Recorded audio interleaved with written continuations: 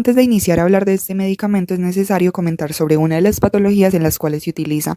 Tenemos entonces que el miocardio es el músculo que ayuda a bombear la sangre desde el corazón hasta todo nuestro organismo. Necesita un suministro continuo de oxígeno y son las arterias coronarias las encargadas de llevar sangre rica en oxígeno a este músculo para que cumpla su función. Cuando el miocardio tiene que esforzarse más necesita más oxígeno y es ahí cuando los síntomas de angina ocurren, pues la angina de pecho es un dolor causado por la reducción del flujo sanguíneo al corazón. Es entonces un síntoma de enfermedad coronaria. A menudo se describe como un dolor constrictivo, presión, pesadez, opresión o dolor en el pecho. Puedes sentir como si tuvieras un gran peso apoyado encima. Es importante esclarecer que hay dos tipos de angina. La angina estable, que aparece en el esfuerzo, es de poca duración, responde al tratamiento y al reposo, pues se evidencia que el dolor mejora y hay un menor riesgo de infarto agudo de miocardio. Este se caracteriza porque la obstrucción no es total, sino parcial, lo que genera mejor respuesta al tratamiento. Por otro lado, la inestable genera un dolor súbito que se manifiesta en reposo y genera más dolor y es de más larga duración. Responde menos al tratamiento, es progresiva y genera un alto riesgo de infarto. Entre los factores de riesgo tenemos la diabetes, hipertensión arterial, colesterol elevado, un estilo de vida sedentario, tabaquismo y la edad avanzada. También susceptibilidad en el sexo masculino.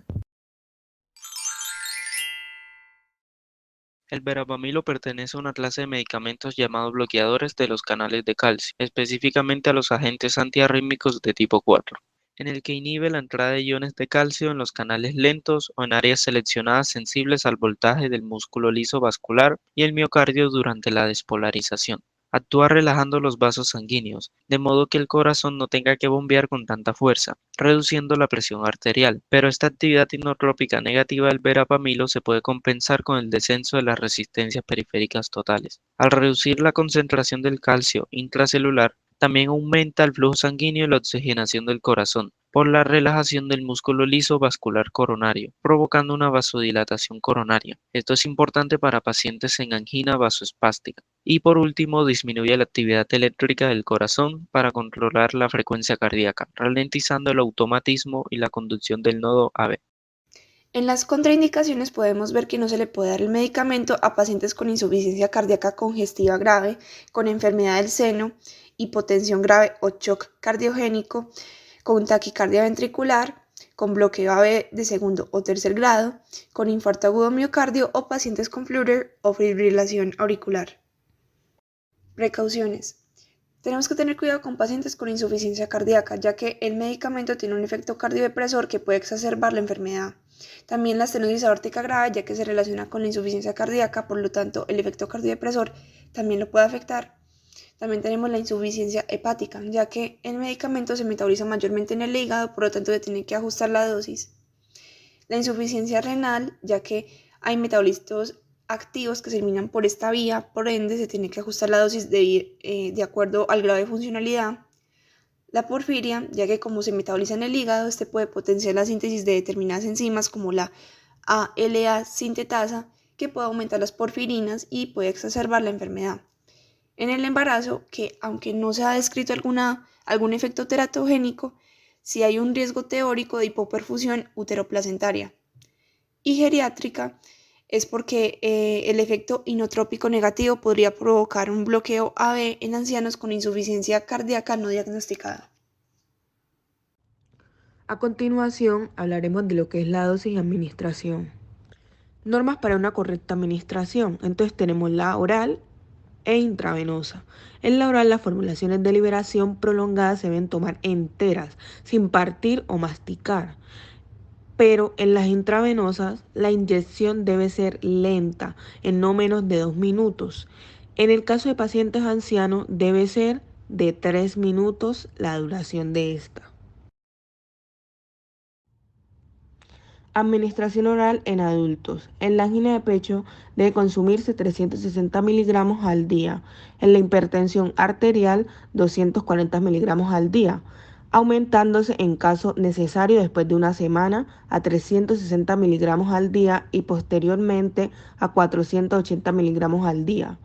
En la profilaxis de taquicardias supraventriculares se tiene que va de 240 a 480 miligramos al día para pacientes no digitalizados y de 120 a 360 miligramos al día para pacientes digitalizados.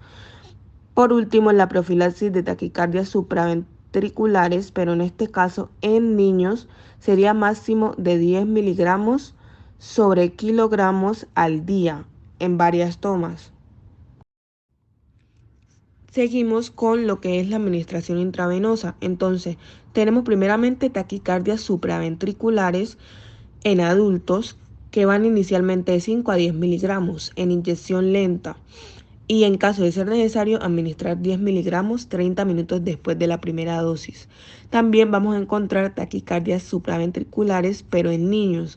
Entonces, niños menores de 1 año inicialmente va de 0.1 a 0.2 miligramos sobre kilogramos como dosis única. Y en caso de ser necesario, se debe repetir la misma dosis a los 30 minutos. Y en los niños de 1 a 15 años inicialmente va de 0.1 a 0.3 miligramos sobre kilogramos en una dosis única, al menos durante 2 minutos. No debe excederse de 5 miligramos y en caso de ser necesario repetir la dosis a los 30 minutos. Farmacocinética del verapamilo. El verapamilo se puede administrar por vía oral e intravenosa. Entra por la boca, viaja por el esófago y llega hasta el estómago. Allí la pastilla sufre una degradación gracias a los jugos gástricos. Después de esto es absorbida a nivel del intestino delgado, teniendo una biodisponibilidad del 20 al 35%. La comida reduce la biodisponibilidad de las formulaciones retardadas de verapamilo, pero no de las formulaciones convencionales. Ya en el plasma es transportado principalmente por las proteínas plasmáticas en un 90%, especialmente la albúmina. Esto hace que el verapamilo y su metabolito activo se distribuyan muy bien por todo el organismo, incluyendo el corazón, vasos sanguíneos, el sistema nervioso central y la leche materna, lo que representa un problema en la lactancia. La fracción libre es la que tiene el efecto terapéutico. Presenta un extenso metabolismo de primer paso, gracias a la enzima de C3A4 de la familia de los citocromos P450. Se produce un metabolito activo muy importante como lo es el norverapamilo. Es eliminado principalmente por vía renal en forma de metabolitos en un 70%. Menos del 5% como verapamilo y 16% por vía fecal. La vida media es aproximadamente de 3 a 7 horas. El verapamilo se usa en el tratamiento de la angina de pecho, profilaxis de la taquicardia supraventricular paroxística, control del flúter y o fibrilación auricular, prevención secundaria posinfarto de miocardio en insuficiencia cardíaca y profilaxis de la migraña. El verapamilo puede interactuar con otros medicamentos como betabloqueadores, antiarrítmicos, digoxina y algunos antibióticos, lo que puede aumentar el riesgo de efectos secundarios o afectar la eficacia de estos medicamentos. El consumo de alcohol mientras se toma verapamilo puede aumentar el riesgo de efectos secundarios como mareos y presión arterial baja. Además, el consumo de jugos cítricos puede intervenir en la absorción de verapamilo y aumentar sus niveles en sangre. Hiperplasia gingival. Esto se debe a que inhiben el flujo de calcio en las células musculares lisas y alteran el equilibrio de señales químicas en las células gingivales, lo cual puede causar crecimiento excesivo en las encías. Constipación. El verapamilo reduce la contractilidad de los músculos lisos en el sistema gastrointestinal al bloquear los canales de calcio. Esto ralentiza el movimiento del intestino y puede llevar a constipación. Edema periférico. El medicamento puede causar una dilatación de los vasos sanguíneos periféricos y reducir la fuerza de bombeo del corazón, lo que puede dar lugar a acumulación de líquido en los tejidos y causar edema periférico. Hipotensión. Puede disminuir la presión arterial al relajar los vasos sanguíneos y reducir la fuerza de contracción del corazón, lo que puede llevar a una hipotensión. Fatiga al reducir la frecuencia cardíaca y la disminución de la presión arterial, y además en algunos pacientes pueden experimentar fatiga como efecto secundario directo del medicamento. Finalmente, dispepsia, ya que el verapamilo puede irritar el revestimiento del estómago y causar molestias gástricas o problemas digestivos.